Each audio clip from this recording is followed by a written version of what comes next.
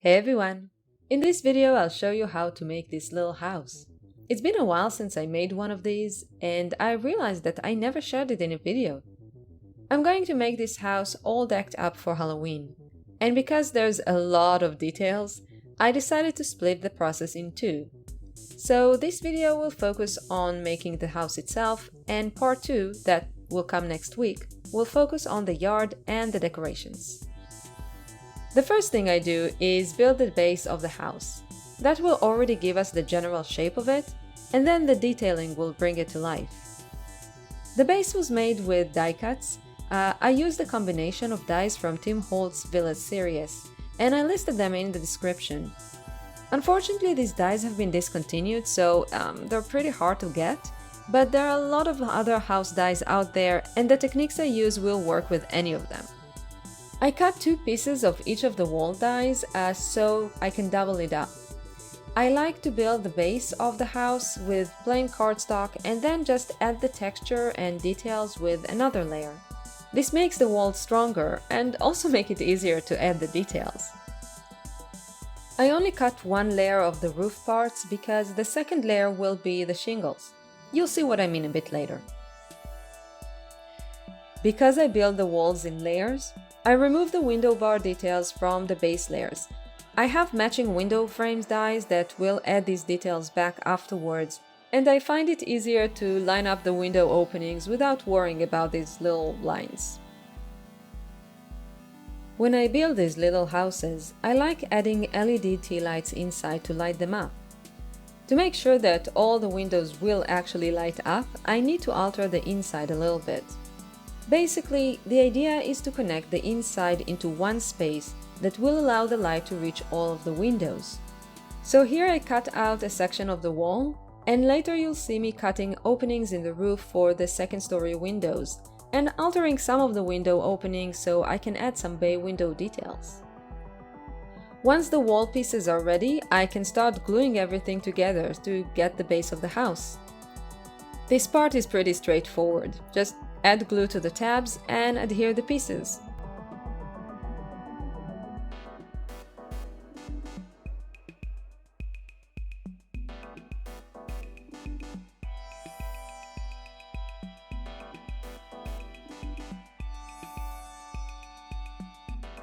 When I had the walls all ready, I could plan the openings in the roof for the second-story windows. It takes a bit of patience because it's such a small little part, but you also don't need to worry too much about accuracy or how pretty you cut it, because these openings will not be visible in the end. You just need to be sure that light can reach this part of the house.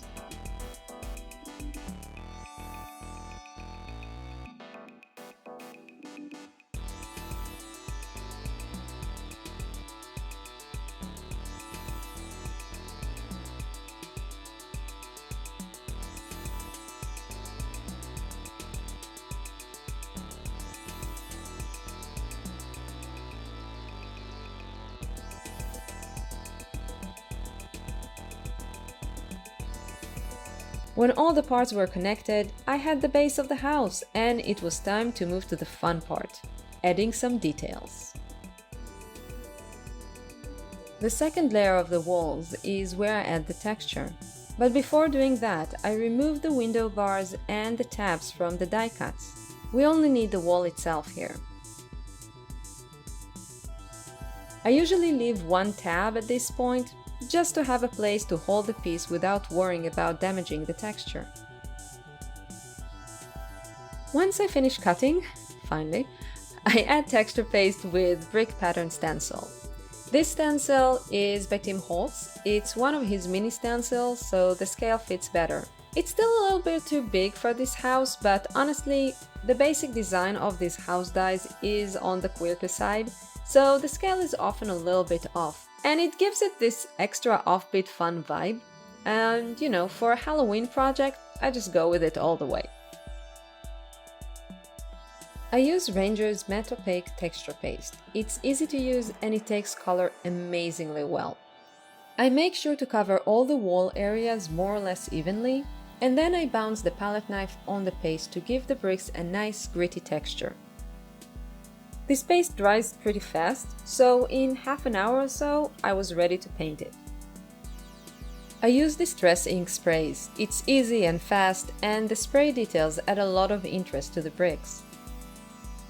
For this house, I decided to go with yellow-orange bricks with some brown.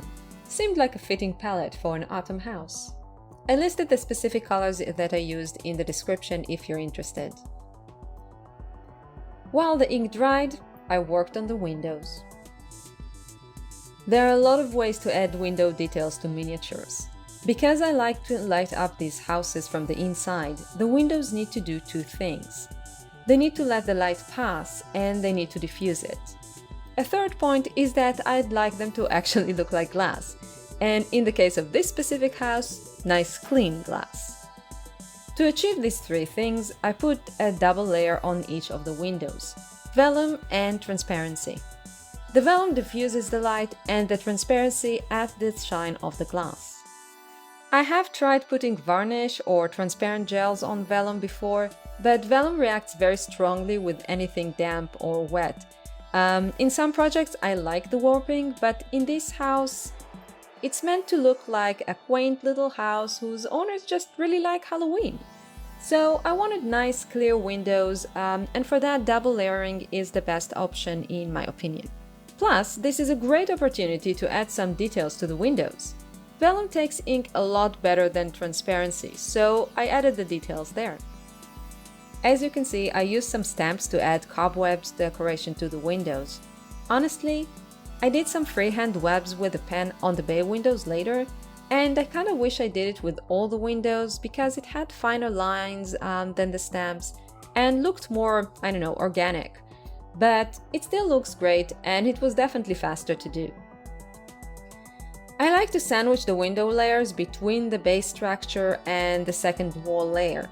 So I adhere the stamped vellum pieces in place and then add a piece of transparency on top. There's a lot of different transparencies you can use. In this case, I just use a clear bag. It's pretty flimsy, but it's good enough with such small pieces, especially when we already have the vellum backing. For the bay windows, I used some dies from Tim Holtz from the same Village series. I built the bases and then added the two layers of vellum and transparency. But not before I added some little doodles like cobwebs, a pumpkin, and a little cat. These details really add so much to the feel of the house. The finishing touch was adding frames, but I'll get to that a little bit later. When we have all the windows in place, it was finally time to add the texture layer to the walls. Adding the texture layers to the walls is pretty straightforward, but there are a few things that make it easier. For one, I found that I get the best result if I cut the faces of the walls apart. I do that after adding the texture and coloring because this way I get some continuity in the pattern over the corners.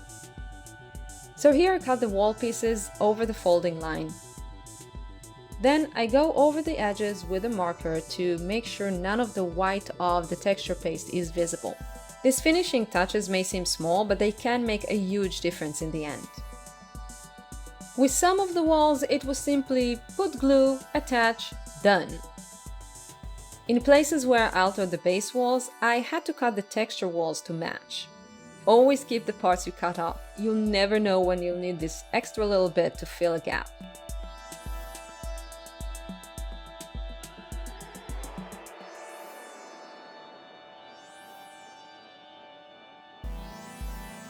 And while I glue on walls, if you're finding this video useful, please click the like button so I'll know to make more videos like this. It also helps to get it out there to more people, so really, thank you for that.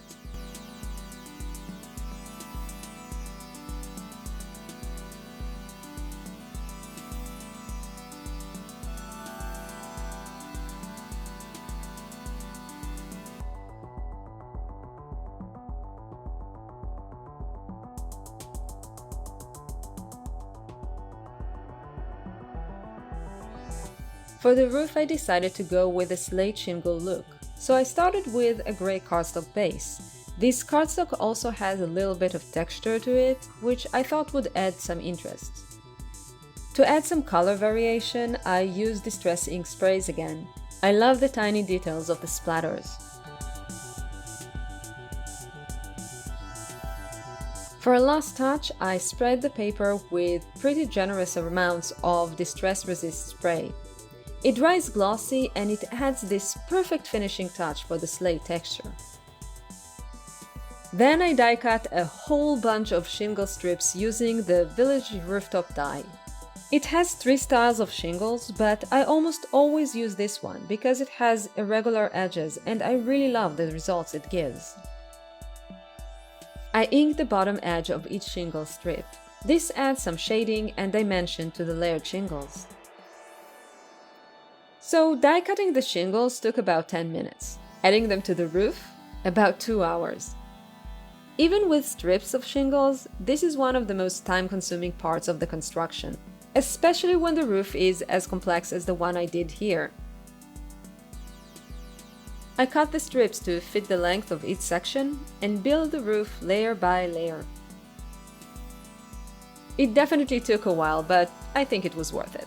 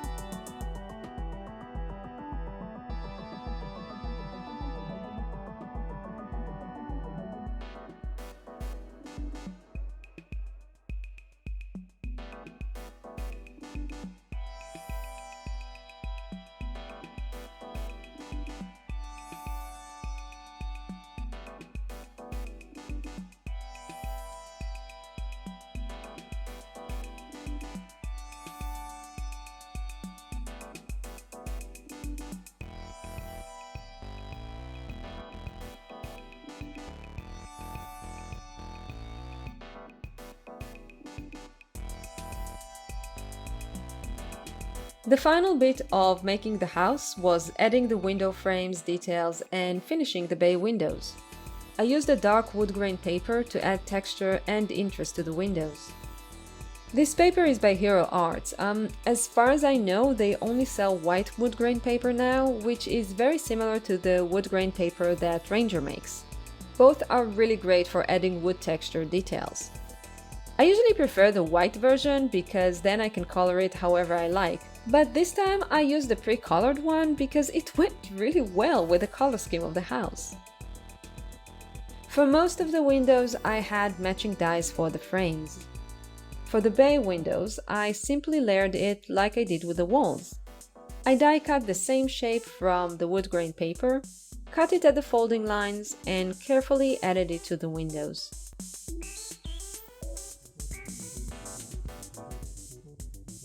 And that's it!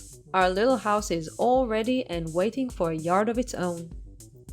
Thank you for joining me. I hope you enjoyed the making of this little house. If you did, please click the like and join me next week to add the yard and all the decorations.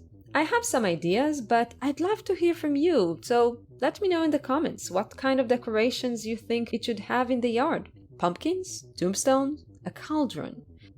Let me know! Thanks again, and I'll see you next week. Bye for now!